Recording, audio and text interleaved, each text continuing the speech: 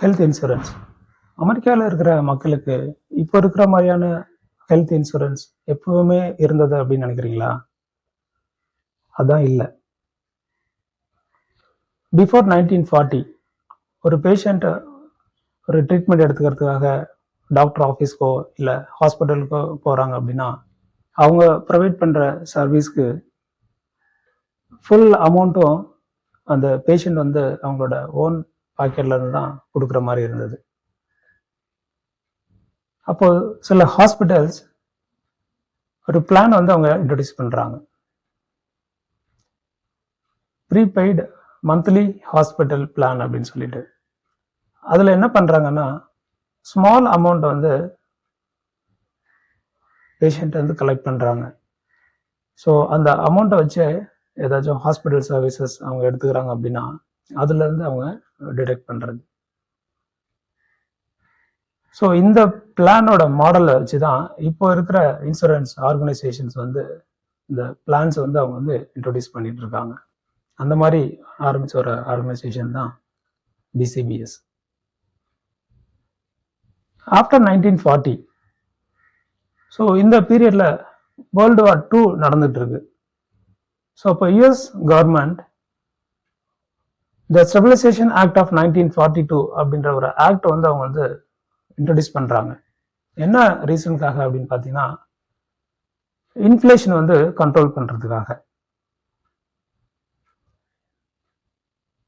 அதை எப்படி கண்ட்ரோல் பண்றாங்க அப்படின்னு பார்த்தீங்கன்னா ப்ரைஸஸ் வந்து நீங்க இன்க்ரீஸ் பண்ண முடியாது. அதே மாதிரி கம்பெனிஸ் வந்து சேலரி வந்து இன்க்ரீஸ் பண்ண முடியாது. அதுக்கு அவங்க ரெஸ்ட்ரிக்ஷன்ஸ் வச்சிருந்தாங்க.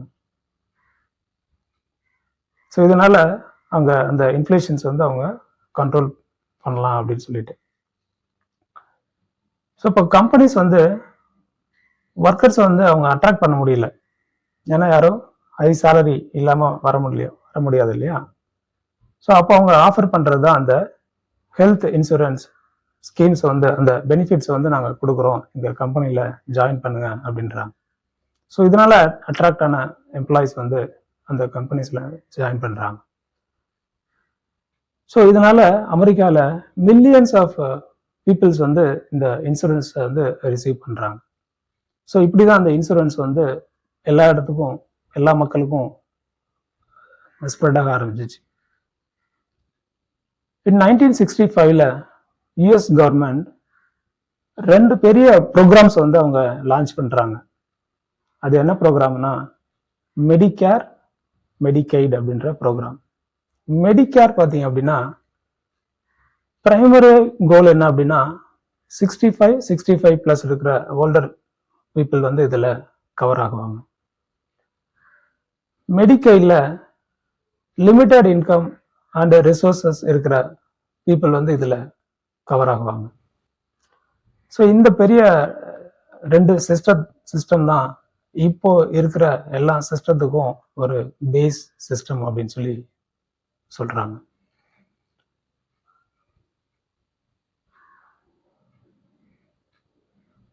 ஸோ யூஎஸ்ல இப்போ நம்ம பார்க்குற இந்த ஹெல்த் கேர் சிஸ்டம் ஓவர் நைட்ல இந்த சேஞ்சஸ் வரல. இதுக்கு அவங்க மோர் தென் 100 இயர்ஸ் வந்து இதுக்கு வந்து அவங்க ஸ்ட்ரகிள் பண்ணிட்டு இருந்திருக்காங்க.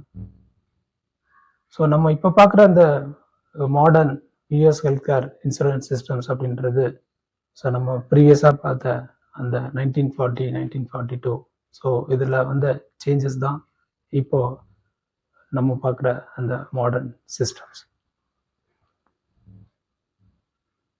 ஸோ இங்கே இருக்கிற இந்தியன் கம்பெனிஸ் யூஎஸோட ஹாஸ்பிட்டல்ஸ்க்கு வந்து பில்லிங் ப்ராசஸ் கோடிங் ப்ராசஸ் எல்லாம் பண்ணிட்டு இருக்காங்க. ஸோ இங்கே ஒர்க் பண்ணுற medical coders medical billers AR callers so இவங்களுக்கு இந்த இன்சூரன்ஸ் வந்து கம்பெனிஸ் இங்கே இருக்கிற கம்பெனிஸ் கொடுக்குறாங்களா அப்படின்னா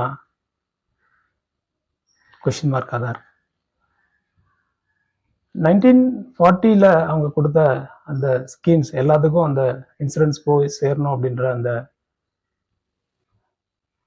அந்த நல்ல ஒரு எண்ணம் இங்க இருக்கிற சில கம்பெனிஸ்க்கு வந்து இல்லாம இருக்கு. அவங்க ஒர்க் பண்ணுறது என்னமோ இன்சூரன்ஸ் கம்பெனிஸ்க்கு தான், ஆனால் அவங்களுக்கு இன்சூரன்ஸ் வந்து இல்லை. உங்கள் கம்பெனியில் இன்சூரன்ஸ் உங்களுக்கு கொடுக்குறாங்களா இல்லையா அப்படின்றத கீழே கமெண்ட் பண்ணுங்கள். தேங்க்யூ.